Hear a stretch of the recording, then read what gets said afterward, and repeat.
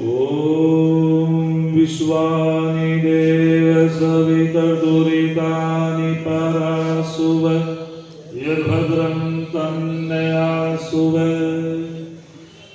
मंचासीन सभी विद्वानगण और इस कार्यक्रम के सभापति पद को सुशोभित कर रहे हमारे प्रेरक,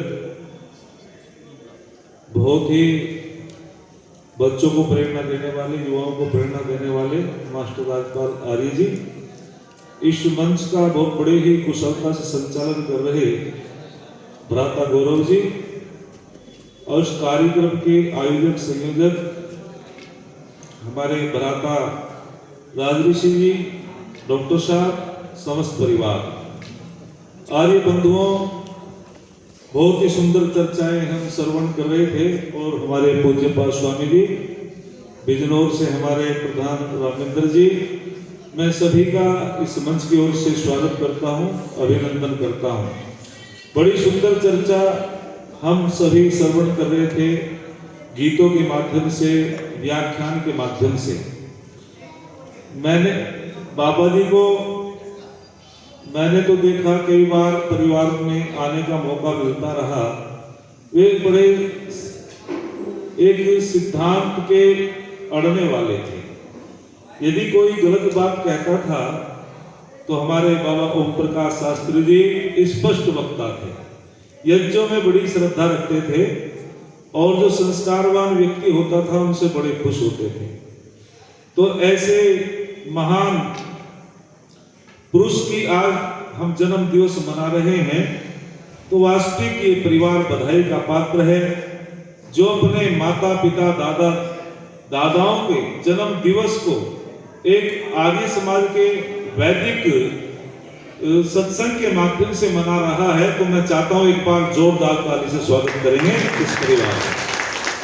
नई मंडी आर्य समाज मुजफ्फरनगर में ये कार्यक्रम जो है बड़े अच्छे व्यवस्थित ढंग से चल रहा है।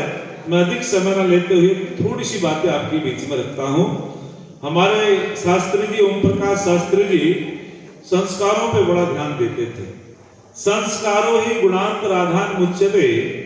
महर्षि चरक कहते हैं संस्कार क्या है, अर्थात संस्कार जो हमारे अंदर गुण है उनको दूर करना, अच्छे गुणों का आधान करना संस्कार कहलाता है।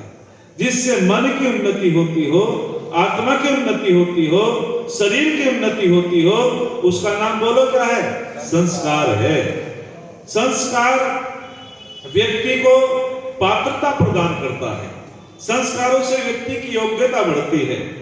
संस्कारहीन व्यक्ति की कोई कीमत नहीं होती है। किसी ने बहुत सुंदर कहा कि ऊर्जा का जो भंडार है वो सूर्य होता है। ऊर्जा का भंडार सूर्य होता है, जल का भंडार समुद्र होता है और संस्कारों का भंडार माता पिता होते हैं। माता पिता होते हैं जो वास्तविक रूप से मां संस्कारवान होती है, पिता संस्कारवान होते हैं, वे बच्चे को संस्कारवान बना देते हैं। अरे एक डिग्री कॉलेज में हमारी बेटी पढ़ती थी और जब वे घर से तैयार होकर चलती थी, आर्य परिवार की बेटी थी, तो माता पिता कहते थे बेटी जमाना बड़ा खराब है, जरा संभल के चलना। बेटी यदि तेरे आचरण में कुछ हो गया हम तो जीवित ही मर जाएंगे। लेकिन जब माता पिता उपदेश देते थे, वो बेटी चौथे दिन कहती है पिताजी आप मुझे उपदेश बहुत अच्छा करते हो, माताजी आप मुझे उपदेश बहुत अच्छा करते हो। ये आर्य परिवार का एक मैं उदाहरण देना चाहता हूं। वो आर्य परिवार की बेटी थी, तो उसने चौथे दिन कहा कि माताजी आप मुझे बहुत अच्छा उपदेश देते हो, पिताजी आप भी बहुत अच्छा उपदेश देते हो, लेकिन जब मैं अपने घर से तैयार होकर चलती हूँ, एक आंख में मेरे बाप का चित्र होता है, एक आंख में मेरी माँ का चित्र होता है, मेरे मन मस्तिष्क में स्वामी दयानंद और आर्य समाज के संस्कार होते हैं। मुझे कोई पद से हटा नहीं सकता, मुझे कोई विचलित नहीं कर सकता। ये संस्कारों का प्रभाव होता है। अद्भिर गात्राणि शुद्धन्ति मनः सत्येन शुद्धति विद्या तपोभ्याम भूत आत्मा बुद्धि ज्ञानेन शुद्धति। बस इस बात को कहकर के मैं अपनी वाणी को विराम देता हूं। महर्षि मनु के पास 4 व्यक्ति पहुंचते हैं। आचार्य हरदम सिंह जी बैठे होंगे। महर्षि मनु के पास 4 व्यक्ति पहुंचते हैं, चारों की संख्याएं अलग अलग हैं। देखो ऋषि में और कवियों में बड़ा अंतर होता है। ऋषि बड़ी बात को सूत्र में कह देते हैं, कवि छोटी बात को बढ़ा करके प्रस्तुत कर देते हैं। तो ऋषि होता है। ऋषि से पूछा गया आस्तिक नास्तिक कौन है? लंबी चौड़ी व्याख्या नहीं की ऋषि ने एक ही बात कह दी, नास्तिक वेद निंदक है। अर्थात जो वेदों को नहीं मानता वो नास्तिक होता है दुनिया के अंदर, जो वेदों को मानता है वो आस्तिक होता है संसार के अंदर। तो महर्षि मनु से ताली बजाओ तो जोर से बजाओ कि आर्य बैठे हैं। तो महर्षि मनु से एक व्यक्ति ने कहा कि ऋषिवर मैं पूछना चाहता हूँ शरीर की शुद्धि कैसे होगी? दूसरे ने कहा कि मैं पूछना चाहता हूँ आत्मा की शुद्धि, मन की शुद्धि कैसे होगी? तीसरे ने कहा कि आत्मा पवित्र कैसे होगा, बलवान कैसे होगा? चौथे ने कहा बुद्धि पवित्र कैसे होगी?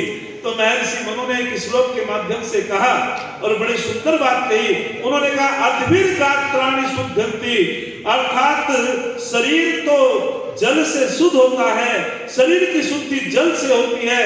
लेकिन यहाँ लोगों ने उल्टा समझ लिया, अरे चाहे हम गंगा में डुबकी मारें, चाहे हम घर स्नान करें, उससे केवल शरीर शुद्ध होगा। लेकिन लोगों को बहका दिया गया, आप गंगा में डुबकी लगाओगे, आप पूर्णिमा में स्नान करोगे तो आपके जितने पाप है वे सारे दूर हो जाएंगे, उससे केवल शरीर शुद्ध होगा, पाप बिल्कुल दूर होने वाले नहीं है।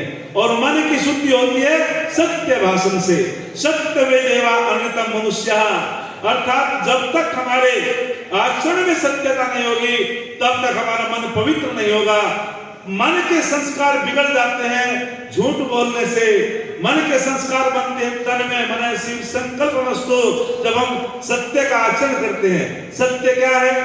जो हमारे विचार मन में है वही वाणी में वही कर्म में, अर्थात जो एक रूपता होती है उसे सत्य कहते हैं। अरे मन में कुछ है वाणी में कुछ है, ये झूठ होता है। और फिर कहा तप और साधना से हमारी आत्मा पवित्र होती है, बलवान होती है, और शुद्ध ज्ञान से बुद्धि शुद्ध होती है। ज्ञान 4 प्रकार का होता है, एक भ्रमित ज्ञान होता है, एक शाब्दिक ज्ञान होता है, एक संस्यात्मक ज्ञान होता है और एक तत्व ज्ञान होता है। अरे शाब्दिक ज्ञान पुस्तकों में हमने पढ़ा कि क्रोध नहीं करना चाहिए लेकिन करते हैं, पुस्तकों में हमने पढ़ा शराब नहीं पीनी चाहिए लेकिन लोग पीते हैं। अर्थात वो ज्ञान जो 3 प्रकार का ज्ञान है ये भय उत्पन्न करने वाला होता है। अर्थात पढ़ तो लेते हैं आचरण में नहीं है, और जो आचरण में हम पढ़ करके लेते हैं उससे हमारे संस्कार बनते हैं। दूसरा अपना भ्रमात्मक ज्ञान, भ्रम पैदा करने वाला ज्ञान। भ्रम पैदा कब होता है? जब कुछ अंधेरा होता है, कुछ प्रकाश होता है, कुछ ज्ञान होता है, कुछ अज्ञान होता है। ऐसी स्थिति में लोग भ्रमित हो जाते हैं। अरे पड़ी तो रस्सी, वो समझ क्या लिया सांप। तो ये भी भय उत्पन्न करने वाला होता है।